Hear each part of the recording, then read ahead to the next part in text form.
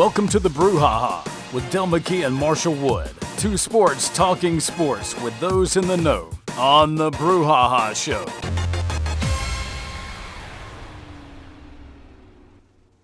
Living in South Mississippi, you never know what to expect when it comes to the weather. From frigid temperatures in the wintertime to tornadoes, Jody's Generator Service wants you to be prepared when it comes to bad weather. Let Jody's Generator service your generator so you won't be left in the cold or dark. Jody's Generator Service repairs commercial and residential generators and specializes in Generac home and poultry farm generators. Spend a little money today and save a lot tomorrow. Call 601-755-0955. Owned and operated by Jody Singleton.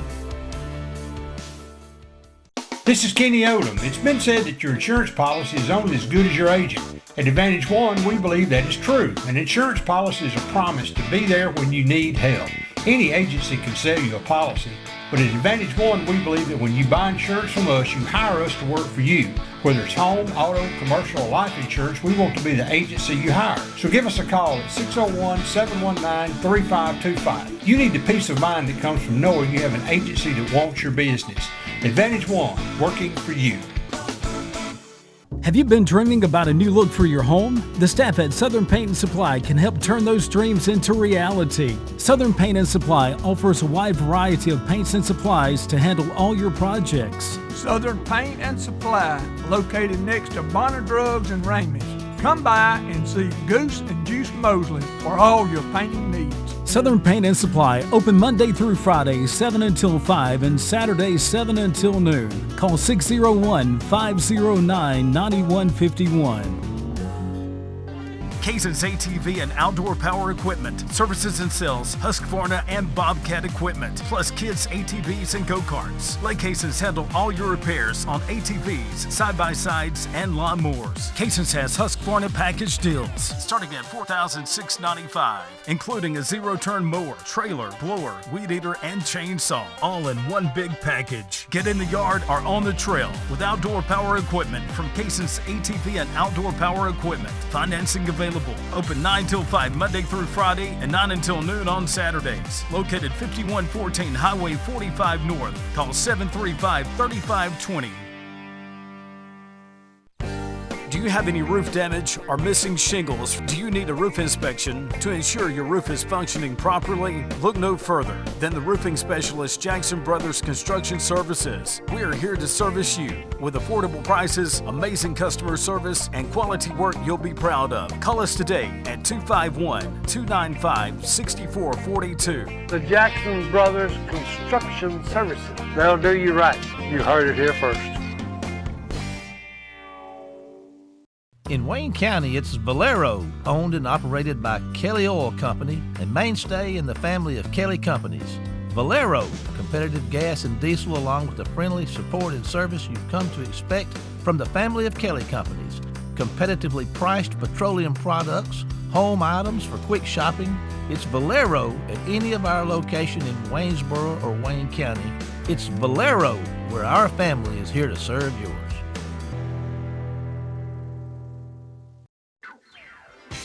What's that smell?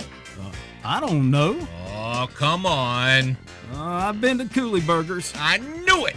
Cooley Burgers open early Monday through Friday, 6:30 a.m. and 7 a.m. on Saturdays, serving breakfast all day long with items such as Hands, Red Hots, bologna, pork chop and bacon sandwiches, and don't forget the original Backstreet Burger.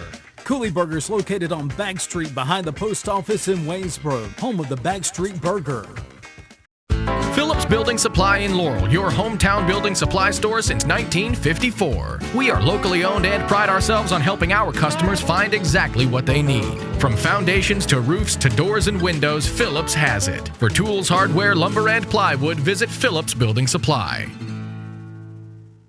Hutto Furniture Company and Gift Gallery invites you to shop with them. Hutto's has new home decor, including mirrors, vases, tables, accents, and furniture. Plus, check out the new arrivals of their basic gold and silver jewelry in the Gift Gallery. Hutto Furniture and Gift Gallery open 8 a.m. Monday through Saturday. Located at 713 Azalea Drive across from the post office in Waynesboro. Hutto Furniture and Gift Gallery, serving the area since 1967.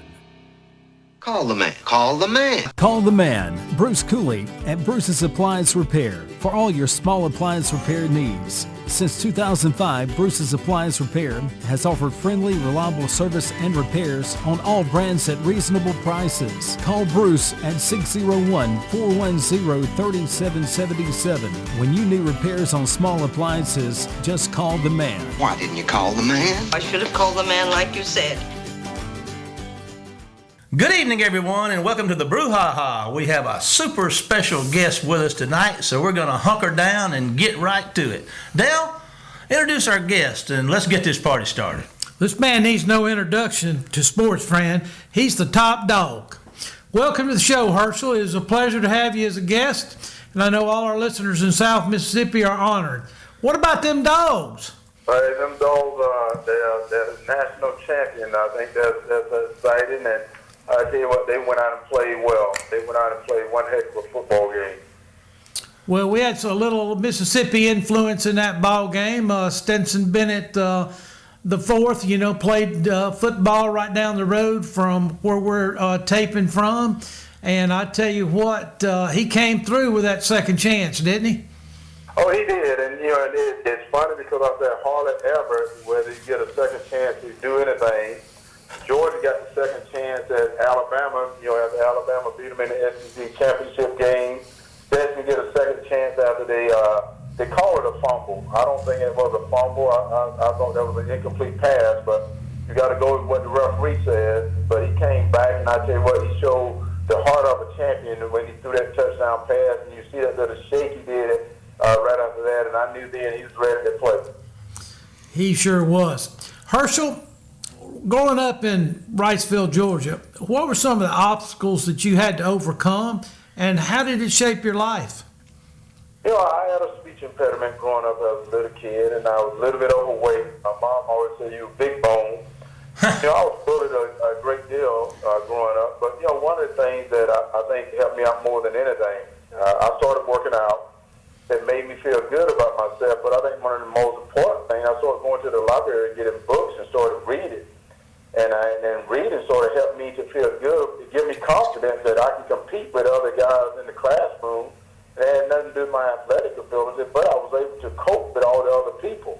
And I think that gave me confidence right there more than anything. And when I went out and went back to school in the 9th grade, I remember sitting in front of the class, raising my hand, speaking to the teachers, and everyone was shocked by it. So I think that was a major thing that I had to overcome. It's just some of the bullying that I took when I was a little bit younger. What was the best advice your parents might have given you? I think the best advice my parents have ever given me is never give up, continue to work hard. I was raised in the church. I'm a big believer in the Lord Jesus. I was raised in the church. My mom always said, you work hard, you keep your faith, and you never give up. It's going to be okay. And that's 100%. And I tell all the young people listening today, go out and work hard. You never know what's going to happen with your life. I never thought I'd ever get an opportunity to play in the NFL or to even go to college. But by working hard, having good people around me, and continuing keeping the faith, I got a chance to play at the University of Georgia, got a chance to go play in the NFL and do a lot of things from that. But it's just from hard work and never quit. Well, during your college days at Georgia, you were one of the greatest college football players I've ever seen, and a true Hall of Famer. Tell us about your playing experience at Georgia and how you enjoyed it. Well, when I first got to Athens, it was a very unique situation because at the time Georgia was looking for a running back.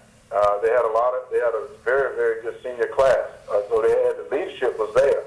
Having Coach Dooley, they had great coaches that was already in place. They had a great senior class that had the leadership for the team. But they were looking for this one sort of person to step in as the running back. And I just happened to be that person. That was a guy named Melvin Simmons from Florida. He had an opportunity to step in as well. But I got my 15 minutes of fame. And I remember Coach Dooley always talking about teamwork, staying together, playing together. And I learned to carry that all throughout my life, that if you stick together as one, play as one, you stay together, you can accomplish a lot of great things. And I think people need to understand that. In life, you're going to have some difficult times. There's going to be some tough times. You're going to be the one that have to stand up. But remember, you're not doing it by yourself. Remember, there have been people that have stood behind you your whole life So if you accomplish anything, don't think that you did it alone. There are some people that you may not have known that have been standing you up. You know, this is Marshall Herschel, and I want to follow up on that just a minute. And you talk about your high school career, you know, your parents' influence. When you look at your high school period and your time at the University of Georgia, you know, who was it? Can you name a person from each phase of your life there that had a major impact on you outside of your parents? I can. You know, in high school, it was a guy by the name of Tom Jordan. He was my high school coach. He coached me in football. He was my defensive coach. I was a linebacker, in high school as well. I played both ways. Well, as a matter of fact, I was a linebacker on the defense. I was a punter on the special team. I returned kickoffs, and I played running back. But I was a coach by the name of Tom Jordan, who used to come pick me up after church on Sunday, and we'd go out to the track. I remember going out to the track, and he would tie this rope around my waist. He'd tie it to a tire on the end of it, and he would put two 10-pound shots in this tire, and I used to have to pull them around this track. And people used to laugh about it and stuff, but he was teaching me how to run. And he spent a lot of time showing me about working out, or mentally, I think making me mentally tough, because I need to tell all the young people out there, you know, guys, things are going to be hard in life. Things are going to be very, very tough, but you got to know that life is going to throw a lot of curveballs at you. But you're going to make it if you stand up. You're going to make it if you don't give up. And you got to keep trying. I think that's what Coach Jordan did for me, made me mentally tough. That when I got to the University of Georgia, you know, you're stepping up to a whole different type of athlete. Most of those guys that get a scholarship, you know, they're very good athletes from their towns or from their community that they come to the University of Georgia on a scholarship. And now I had to step to a whole nother level. And there was a guy, I hate to say that, I think the senior class of that senior class when I was my freshman year there, my big brother by the name of Francisco Ross, who was the first Latino American to play at the University of Georgia, and I call him Frank Ross. And then I think the leadership of Coach Dooley there in college. I think they were the main thing that helped me out so much there. And then I think going into my first pro career, you know, I was married at the time, and, you know, it was just my wife and I. And then I think having Coach President Trump, you know, people don't know I've known President Trump since '83, and he became a friend, and it wasn't just a football, like, owner to player, it was a friend. You know, he ate at my house, I ate at his house. And then I think going to the Cowboys, I had another great leadership there, and then having Tom Landry. I think I've always had coaches that were very, very good leaders who believed in discipline, they believed in togetherness, and I think that's the main thing. You know, growing up in a family in South Georgia, who my parents always had, there were 7 kids in my family. We loved each other, even though we may have fought among each other, but we were a family, we stayed together, and I think that made a big part of my life. Tell us about your first meeting with Donald Trump. What was your first reaction in meeting him? You know, when he bought the team, a lot of people don't know, that was a guy by the name of Walter Duncan, who first owned the New Jersey Generals. And, you know, he owned them for a little while, and I heard this brass guy from New York City by the name of Donald Trump was going to buy the team. I didn't know who he was. And I remember him showing up. We trained in South Florida, Middle Florida, at Central Florida. That's where we trained at. And I remember him coming down to training camp, dressed real nice in his suit and stuff. And you know, we talked at that time, and I really didn't know who he was. And when we finished training camp and we moved up to New Jersey and New York, I had to go into his office and go into Trump Towers. I'm like, who is this guy own this building here? And what was so funny about it, he was, you know, he was just like a normal guy. You know, it's funny. First thing he said, oh, Herschel, let's go get something to eat. And I don't really eat that much. And we sit down and we talk, and the next thing I know is Donald Trump Jr. is coming to my home, and then Ivanka is coming when they were little, and then I'm taking them to Disney World or whatever like that, where we became family friends. So that's how we first met, my first encounter. And, you know, after 3 years of being with them, that's when I moved over to the Dallas Cowboys. You know, and going to Dallas, and everybody knows they're America's team. That's America's team there. And everyone look at the Dallas Cowboys. And, you know, I had a chance to be around Randy White and Ed Too Tall Jones, Danny White, who really helped me to become even a better football player, being with a guy like by the name of Danny White and being on a coach by the name of Tom Landry. That sort of changed so much for me. History makers. Yeah, that's exactly right. Those were legends in their own mate. You know, Tony Dorsett, one of the best football players I ever played. We were roommates in training camp. Tony Dorsett and my brother Todd Fowler, who was a white guy from Van, Texas. So Tony and myself and Todd, we were roommates for training camp. How about that? Hey, listen, getting back to college football for just a second here.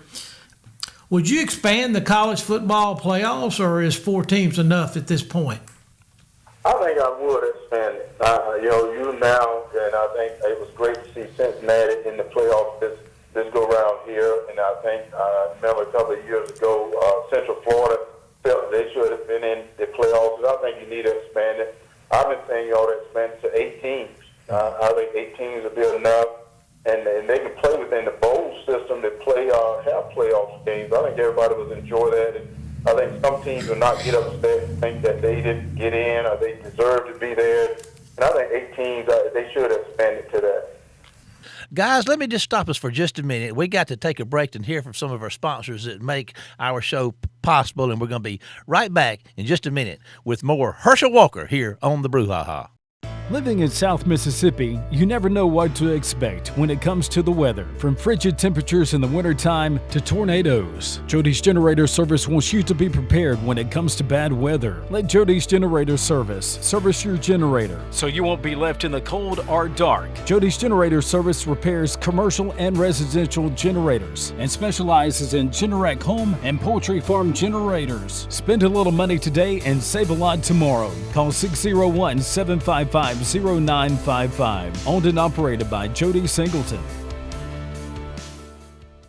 This is Kenny Odom. It's been said that your insurance policy is only as good as your agent. At Advantage One, we believe that is true. An insurance policy is a promise to be there when you need help. Any agency can sell you a policy, but at Advantage One, we believe that when you buy insurance from us, you hire us to work for you. Whether it's home, auto, commercial, or life insurance, we want to be the agency you hire. So give us a call at 601-719-3525. You need the peace of mind that comes from knowing you have an agency that wants your business. Advantage One, working for you. Have you been dreaming about a new look for your home? The staff at Southern Paint and Supply can help turn those dreams into reality. Southern Paint and Supply offers a wide variety of paints and supplies to handle all your projects. Southern Paint and Supply, located next to Bonner Drugs and Ramey's. Come by and see Goose and Juice Mosley for all your painting needs. Southern Paint and Supply, open Monday through Friday, 7 until 5, and Saturday, 7 until noon. Call 601-509-9151.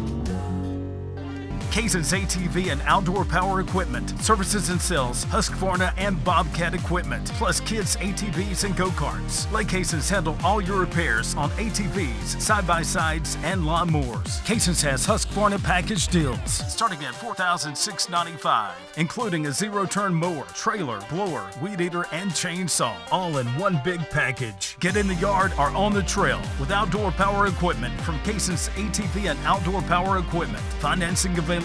Open 9 till 5 Monday through Friday and 9 until noon on Saturdays. Located 5114 Highway 45 North. Call 735-3520.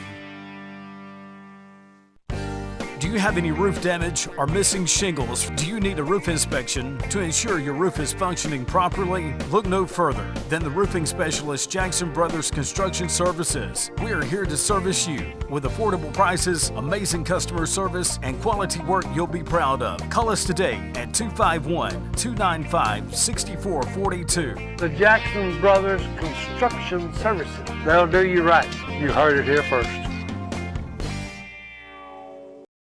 Welcome back, everyone. We're back with our guest, Herschel Walker. And Dale, you got another question. You're just sitting here waiting to ask, Herschel. Let's get down to it. One other question about that. Do you think the SEC is hurting or helping the college football as a whole? Do you think they're too dominant?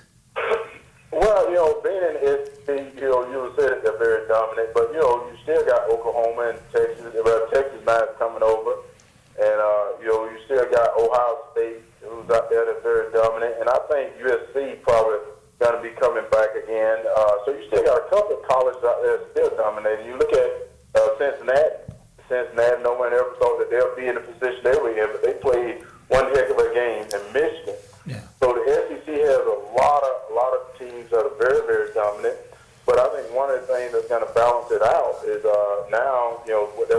time recruiting. I think right now Alabama was such a great recruiting mecca. And I think Georgia and a lot of the SEC teams have become very, very big in recruiting. And I think that's what the teams got to do. They got to get back to the deep recruiting and recruiting people within your state. One of the things I found out is you take a 3-star kid from your state, he's really like a 5-star because you get that family support, you get that friend support. You know, people at that school and they just drive to see that kid play, and he's going to play a little bit better. Sometimes you can take a 5-star from some other state, and he don't have the support. So he might not play at that 5-star that you got, whereas you can take a 3 or 4-star, and he may play like a 5 when you get up to school because he got support. Right. Let me ask you this, Herschel. You've lived this thing through and through.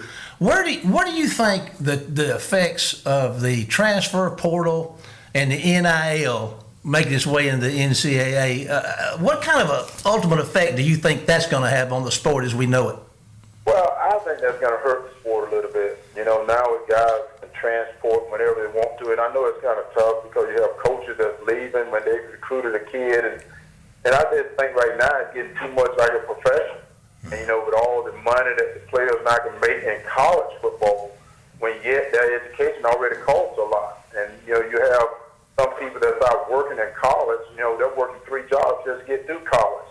Now you're talking about paid players. And, you know, one of the things I suggested, which they don't want to listen to Herschel Walker, I said, guys, why don't we do this? Why don't we say, okay, we can pay you, but you're not going to receive that money. It's going to go into an account. The interest of that money can pay for some underprivileged kid to get into college. And what we can do is once you finish, meaning you come back with a degree, you receive every cent that you ever made in college. Because I think it's got to be about education. You know, one of the things I think they've shown is, you know, just because you give someone money doesn't mean you got to keep the money. You got to be educated enough to know how to invest. You got to be educated enough to know what to do with the money. So just by giving a kid money is not the key. And then at the same time, I think you got to do create separation. You know, you got college kids, young kids, young men that you're talking about paying money to. What about their teammates? What about the offensive line that's blocking for them? What about, you know, some quarterback making all the money, his line is not making anything? You know, what about some rookie coming in? I hate to say rookie, but a freshman coming in who's such a high recruit that starts making all the money. He's not playing, and the veteran is playing. That's been there. You know, you can create a lot of separation among the teams. Yeah. How much fun was it to do the Heisman commercials? I did that. That's a lot of fun. That's a lot of fun, and I think I'm very privileged to have an opportunity to do some of them because, you know, you bring between almost 15 Heisman Trophy winners to Los Angeles to the Heisman House, where we're there for almost 4 or 5 days. Filming the commercial, so you get a chance to talk to those guys, sit down, because, you know, there's always a lot of sitting around, talking, and, you know, getting to know those guys as people, not just as a football player, but as a person. Get to know his family, because his family is normally there with him, and that means a lot. You know, sometimes you can see a guy on the field, and you really don't know that much about that guy, but when you meet his family, sit down and talk to him, you get to know him as a person. I want to ask you a question in terms of some of the competition. You talk about getting to meet these guys that, you know, you share that fraternity with, the Heisman winners. In your collegiate playing years, was there one guy that you played against that you really wanted to show him how good you were, or got under your skin a little bit? Your biggest competitor, is there one of those guys? Well, you know what's strange about it is I don't think it was one of the guys. I think it was a team. Okay. I think it had to be Florida. Because Florida, you know, for Georgia, Florida is like having a bowl game in the middle of the season. And, you know, it's the biggest outdoor cocktail party. You're going to, you know, we're traveling to Jacksonville, they're traveling to Jacksonville, and that's a weekend that everybody's having a great time. And to be honest with you, right now for the East, that can set who's going to be winning the East, because those two teams there are mostly battling it out all the time. Yes, sir.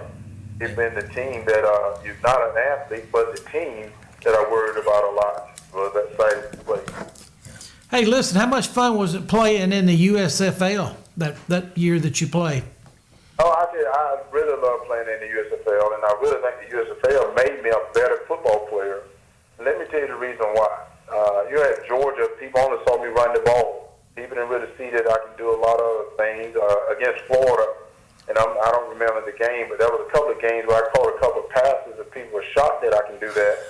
In the USFL, I remember when we were warming up the quarterback, and he was throwing passes to me, and I was catching the ball, and one of the coaches said, "Herschel, I didn't know you could catch." And I said, "Y'all never smell passes." But it's throwing passes to me at that time in the USFL. They sort of let me return kickoffs. And if people remember, when I first got to Dallas, I was a running back. We had Tony Dorsett, so I played about 5 different positions at that time, and one of them was receiver. And I ended up breaking the Cowboys receiving record my first year with the Dallas Cowboys. Michael Irvin ended up breaking that record. And Dallas had some incredible receivers because Coach Landry gave me an opportunity to play so many different positions. And I think it started in the USFL when the coaches started. I can be moved into a slot. I can be moved out into different positions and play those different positions. Kind of reminds me of what you said about your high school, where you kind of did everything also, and the kicking and punting. But I don't think you get the credit that you're due for your NFL success, because you returned kicks, you were a great receiver, you were a great running back, but you had over 25,000 all-purpose yards. That seems like Hall of Fame numbers, Herschel. Well, that's what's so funny about it is they don't want to acknowledge that sometimes, and I tell them, let's just take the USFL yards away. If you just take the USFL yards away, I'm still up there in the all-time records, because I said they just take the return as kickoff return guy. I may be in the top in the league as kickoff return, and then we take receiving for a running back. I'm in the top of that. Then you take me as a running back, I'm in the top of that. So in 3 different categories, you're going to see my name show up somewhere up there in the top 20 and stuff, and I don't think there's anything to argue about. And then when you add USFL yards in, I go way ahead. But, I tell, people select. You have people that select, and sometimes they have bias about certain things. I'm not sure what it is. But I just take the stats. The statistics speaks for itself. Yeah. Well, that's quite an accomplishment. Listen, let me ask you this. You talked about learning to run, speed, and mental toughness at a young age. You're a world-class sprinter. Your Olympics. Let's talk about that Olympic experience. I remember when I read that you were going to be on that team. It was really exciting. How was that for you? Was that just a huge moment in your life? Well, at first I didn't understand it, and I must say that I didn't know what the bobsled was. Willie Galt, who was from Griffin, Georgia, and he played for the Chicago Bears, played at the University of Tennessee, who was a good friend, asked me about trying to try out for the bobsled team. And, being a friend, I'm like, yeah, I'll do it like this. And never thinking Willie Galt would ever call me to try out for a bobsled team. And when he called me to try out for the bobsled team, I'm thinking to myself, bobsled? Bobsled. But I go up to Lake Placid, and I end up making the team. And I remember going to Altenburg, Germany, and I end up being the number 1 pusher for the U.S., which meant that I now was going to be the number 1 guy pushing on the 2-man sled with Brian Scheimer, who was my driver from Florida, Naples, Florida. So you had a guy from Florida and a guy from Georgia. In Germany, in the snow. Well, the Jamaicans had a bobsled team, so you kind of said that worked out pretty good, I guess. That worked out, but let me tell you what, that was one of the best moments I ever had in my life. And I'm going to tell you the reason why. To have an opportunity to represent the United States of America, the greatest country in the world, and to represent them as your best people in the United States on a bobsled team, with my team, I tell you what, it almost brought tears to my eyes. Wow. Thank this kid from Wrightsville, Georgia. I'm in Albertville, France, the Hauteville in France, representing the United States of America in the bobsled team. And I said, only in this country can that ever happen. And, I want every kid in America to know that you can do what Herschel Walker has done. You can do it, and don't think you can't. Don't let anyone tell you can't. You have to work hard. There's no doubt. You have to sacrifice. Everyone has to sacrifice, but whatever you want in life has to be sacrificed if you're going to get it. That is so true. It's been a good year for the state of Georgia. The Bulldogs win the national championship, and the Atlanta Braves win the World Series. Can it get any better? It can't get any better. With everything going on in this country today, to have something like that to happen is absolutely incredible. And, they give to Alabama. Alabama played well. They had a top receiver to get injured early on in the game. But we're not going to take anything away from Georgia. That defense really played.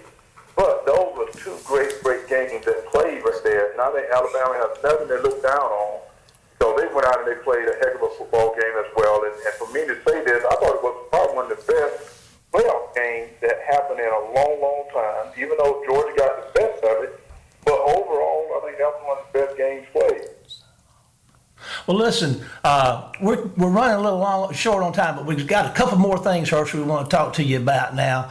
I understand, and you can correct me if I'm wrong, and we do, that you're running for the U.S. Senate. Is that correct? That is correct. I decided I'm going to put my head into another arena as well, and I've been blessed right now, have a lot of prayer that I'm going to run for the United States Senate. Well, we're going to be praying for you in that endeavor, and we're glad, a lot of people have followed you through your career, and you've done it hard, you've done it the right way, and we wish you well in that endeavor. We're going to be praying for you there, Herschel, for sure. Dale and I want to tell you that it's been quite an honor for you to take your time to talk to two old boys from Southeast Mississippi, and we sure do appreciate it. Wish you best in everything you do. Well, thank you. I had a guy by the name of Kent Hole from Mississippi State played with me in the USFL. Danny Knight, who's from Mississippi State, played with me in the USFL, and those guys were like my family. And, God bless Kent, he passed away, and I tell you what, I love those guys, just like my family. So Mississippi is part of my home. Sanderson Farms, who's there in Jackson, Mississippi, who got a golf stop there in Jackson, Mississippi. I've been working with them for a long time, so I do have some Mississippi roots.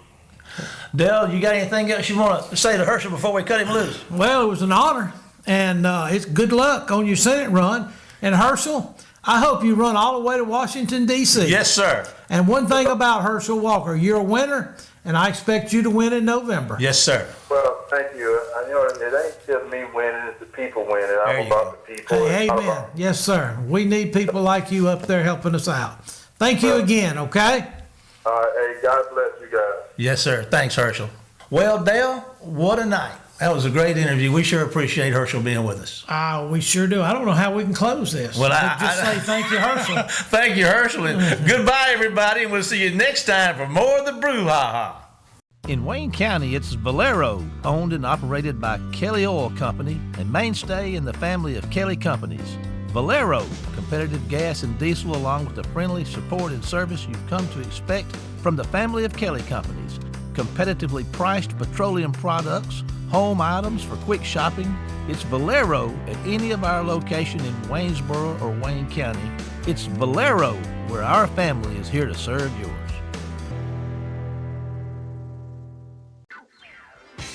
What's that smell? I don't know. Oh, come on. I've been to Cooley Burgers. I knew it. Cooley Burgers open early Monday through Friday, 6:30 a.m. and 7 a.m. on Saturdays, serving breakfast all day long with items such as Pans, Red Hots, bologna, pork chop and bacon sandwiches, and don't forget the original Backstreet Burger. Cooley Burgers, located on Back Street behind the post office in Waynesboro, home of the Backstreet Burger. Phillips Building Supply in Laurel, your hometown building supply store since 1954. We are locally owned and pride ourselves on helping our customers find exactly what they need. From foundations to roofs to doors and windows, Phillips has it. For tools, hardware, lumber, and plywood, visit Phillips Building Supply. Hutto Furniture Company and Gift Gallery invites you to shop with them. Hutto's has new home decor, including mirrors, vases, tables, accents, and furniture. Plus, check out the new arrivals of their basic gold and silver jewelry in the Gift Gallery. Hutto Furniture and Gift Gallery open 8 a.m. Monday through Saturday, located at 713 Azalea Drive across from the post office in Waynesboro. Hutto Furniture and Gift Gallery, serving the area since 1967. Call the man. Call the man. Call the man, Bruce Cooley, at Bruce's Appliance Repair for all your small appliance repair needs. Since 2005, Bruce's Appliance Repair has offered friendly, reliable service and repairs on all brands at reasonable prices. Call Bruce at 601-410-3777. When you need repairs on small appliances, just call the man. Why didn't you call the man? I should have called the man like you said. You've been listening to the Brouhaha with Dale McKee and Marshall Wood. Heard Tuesday evening, 6 p.m. on WABO. For more of the Brouhaha, follow us during the week on Facebook and WABO.